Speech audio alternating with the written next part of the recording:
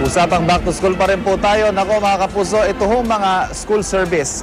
Mahalagang tiyakin natin na ligtas sa mga ito dahil natural. Ito yung mga naghahatid sundo sa ating mga anak, ano? Pero paano ba natin malalamang ligtas at legal ang mga ito? May mga tips po para sa atin na nag-iisang reyna ng kalsada, Love Anjover. Good morning, Love.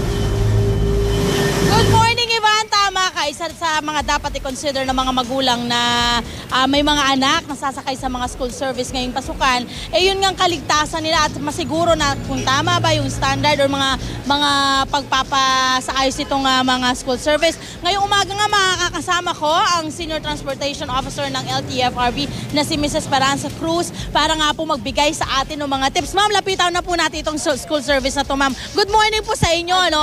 Ma'am, mula po sa harapan, ano ang dapat na makita ng ating mga magulang na ano ng mga anak nila, no? Magpapasakay ng mga school service. Unahin po natin yung pangalan. Tama yan. Kailangan may nakalagay na school service and then the name of the school. Okay. Itong plate number, yung case number at saka yung operator. Okay, so and ganito po kalaki dapat. Yes. Okay, yes ma'am. Okay. At lagi hong makikita natin, lagi hong makikita How's dito my kung driving? talagang may mga angal kayo or kung ano mga complaints pa ninyo, pwede ho nyong tawagan ng LTFRB hotline lang. Okay, ito pong bintana, may nakikita po ako nakasara. Aircon o hindi aircon, ano po ang dapat na i-consider sa bintana po natin, Dapat ma'am? yan, merong gantong grills. Kasi siyempre, mga bata, alam mo naman, pagka naghaharutan, maalabas yung kamay, Opo. maalabas yung ulo. Opo. Aksidente yan. Sagutin yan ng school bus operator. Okay. At pag ganito namang may aircon, kailangan niya nakasara. At saka sana, itong tint, medyo hindi siya gantong ka-heavy at open itong gitna.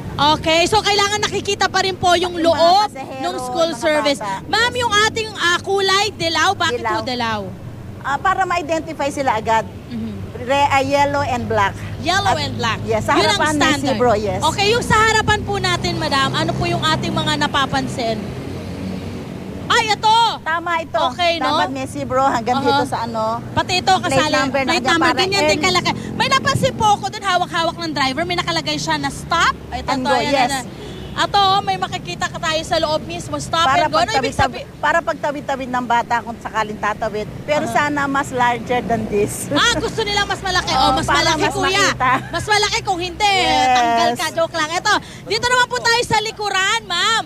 No, makikita ho natin dito. Ayan, may Yes. nakasulat na Sulat din na ano. Caution Children Crossing. Yes. Kasali po And yan. then we open this. Okay naman siya, maayos. May Aha. basurahan para May sa mga basurahan. ng bata.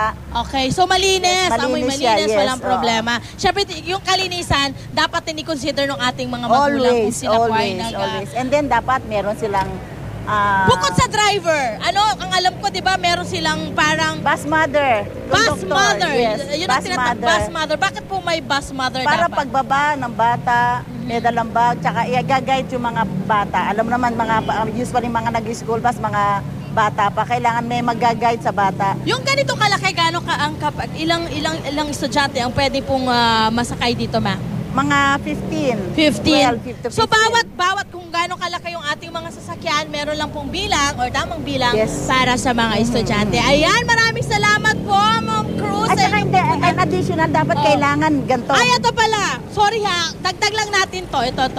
Dapat meron siyang Fire fire extinguisher. early warning device, and also the medical kit.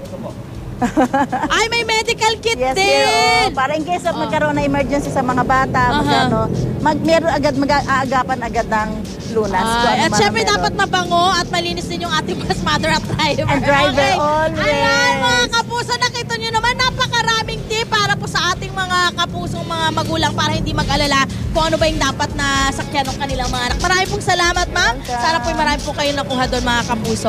Balik po tayo kay Ivan. Maraming salamat. Okay. Maraming salamat, Love Anjover.